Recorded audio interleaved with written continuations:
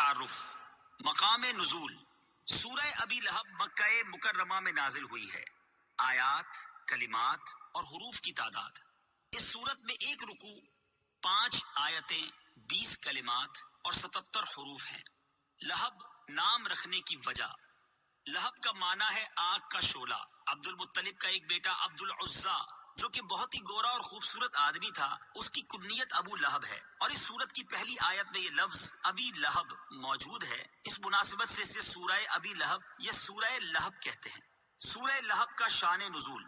جب نبی کریم صلی اللہ تعالی علیہ وآلہ وسلم نے کوہ صفا پر عرب کے لوگوں کو دعوت دی تو ہر طرف سے لوگ آئے اور حضور اقدس صلی اللہ تعالی علیہ وآلہ وسلم نے ان سے اپنے صدق و امانت کی شہادتیں لینے کے بعد فرمایا انی لکم نذیر بین یدی عذاب شدید.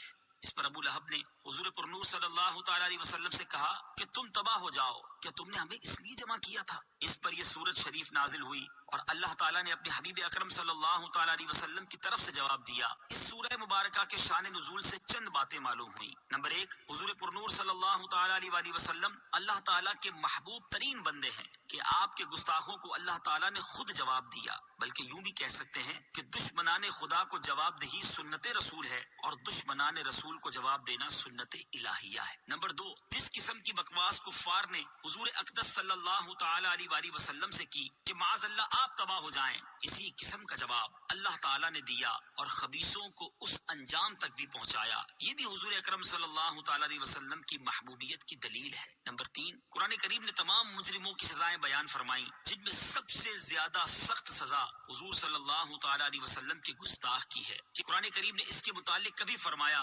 زنین یعنی بدکاری کی پیداوار، اور کبھی فرمایا ابتر یعنی خیر سے کٹا ہوا اور محروم، اور کبھی فرمایا تبت یدا تباہ ہو جائے، اور کبھی فرمایا لن یغفر اللہ لہم اللہ انہیں ہرگز نہ بخشے گا. یوں ہی جیسے انعام حضور صلی اللہ تعالی علیہ وسلم کے ادب اور تعظیم پر دیے گئے ایسے کسی اور عبادت پر نہ دیے گئے. نمبر 5، بڑی شرافت، عزت و نسب والے اور مال والے حضور صلی اللہ تعالی علیہ وسلم کی مخالفت سے ذلیل و خوار ہو گئے تو دوسروں کا کیا پوچھنا. سورہ لہب کے مضامین.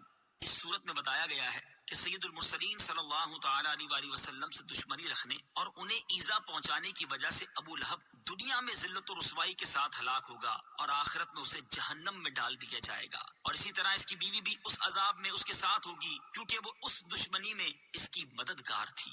سورہ نصر کے ساتھ مناسبت.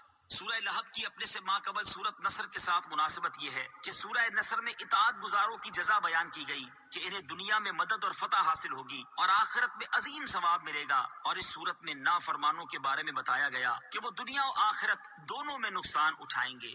بسم اللہ الرحمن الرحیم. ترجمہ، اللہ کے نام سے شروع جو نہایت مہربان رحمت والا ہے.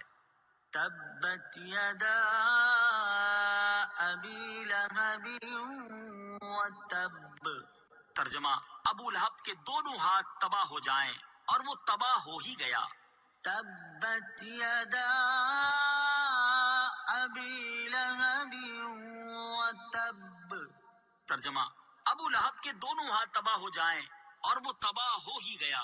تفسیر صراط الجنان میں ہے ابو لہب کا نام عبد العزا ہے. یہ عبد المطلب کا بیٹا اور سرکار دو عالم صلی اللہ تعالی علیہ وآلہ وسلم کا چچا تھا. بہت ہی گورا اور خوبصورت آدمی تھا، اسی لیے اس کی کنیت ابو لہب ہے اور اسی کنیت سے وہ مشہور تھا. اس کے بیٹوں عتبہ اور عتیبہ کے نکاح میں حضور پر نور صلی اللہ تعالی علیہ وسلم کی صاحبزادیاں حضرت رقیہ اور حضرت ام کلثوم رضی اللہ تعالی عنہما تھی. اس سورت کے نزول کے بعد ابو لہب نے ان صاحبزادیوں کو طلاق دلوا دی. عتبہ کا واقعہ بھی بڑا عبرتناک ہے کہ اس نے حضور پر نور صلی اللہ تعالی علیہ وسلم کی شہزادی کو طلاق دینے کے ساتھ حضور صلی اللہ تعالی علیہ وآلہ وسلم کی گستاخی بھی کی، جس پر سرکار دو عالم صلی اللہ تعالی علیہ وسلم نے اس کے لیے ہلاکت کی دعا کی. چنانچہ ایک سفر میں بڑی حفاظتوں کا انتظام کر لینے کے باوجود ایک شیر نے اسے پھاڑ ڈالا.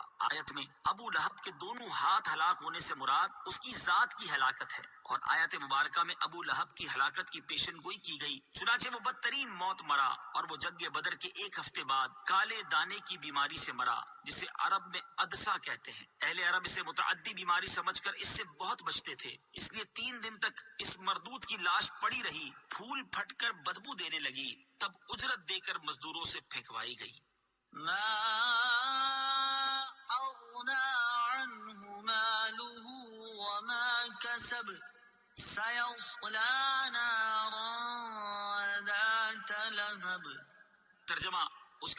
کی کمائی اس کے کچھ کام نہ آئی، اب شولوں والی آگ میں داخل ہوگا۔ ما اغنى عنه ماله وما كسب، اس کا مال اور اس کی کمائی اس کے کچھ کام نہ آئی۔ تفسیر صراط الجنان میں ہے، مروی ہے کہ ابو لہب نے جب پہلی آیت سنی تو کہنے لگا کہ جو کچھ میرے بھتیجے کہتے ہیں اگر سچ ہے تو میں اپنی جان کے لیے اپنے مال و اولاد کو فدیہ کر دوں گا۔ اس آیت میں اس کا رد فرمایا گیا کہ یہ خیال غلط ہے، اس وقت کوئی چیز کام آنے والی نہیں۔ سيصلى نارا ذات لهب، اب شولوں والی آگ میں داخل ہوگا، یعنی ابو لہب قیامت کے بعد دوزخ میں داخل ہو کر آگ کا عذاب پائے گا۔ اس سے معلوم ہوا کہ ابو لہب کا دوزخی ہونا یقینی ہے۔ وامرأته حمالة الحطب في جيدها حبل من مسد، ترجمہ، اور اس کی بیوی لکڑیوں کا گٹھا اٹھانے والی ہے، اس کے گلے میں کھجور کی چھال کی رسی ہے۔ وامرأته حمالة الحطب، اور اس کی بیوی لکڑیوں کا گٹھا اٹھانے والی ہے۔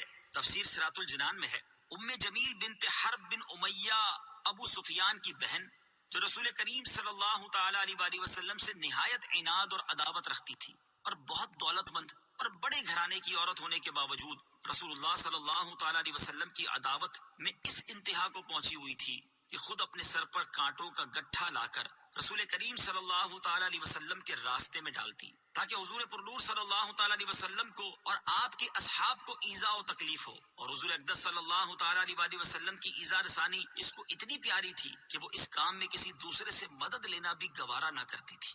في جيدها حبل من مسد، اس کے گلے میں کھجور کی چھال کی رسی ہے۔ تفسیر صراط الجنان میں ہے، ام جمیل کے گلے میں کھجور کی چھال سے بنی ہوئی رسی ہوتی جس سے وہ کانٹوں کا گٹھا باندھتی تھی۔ ایک دن یہ بوجھ اٹھا کر لا رہی تھی کہ تھک کر آرام لینے کے لیے ایک پتھر پر بیٹھ گئی، ایک فرشتے نے اللہ تعالیٰ کے حکم سے اس کے پیچھے سے اس گٹھے کو کھینچا، وہ گرا اور ام جمیل کو رسی سے گلے میں پھانسی لگ گئی اور وہ مر گئی۔ اس گستاخ خبیث نے دنیا میں بھی عذاب کا مزہ چکھا اور آخرت میں بھی عذاب میں جائے گی۔ آخرت میں آگ کی زنجیریں اس کے گلے میں ہوں گی اور جہنم کی لکڑیوں کا گٹھا اس کی پشت پر لدا ہوا ہوگا۔ صدق اللہ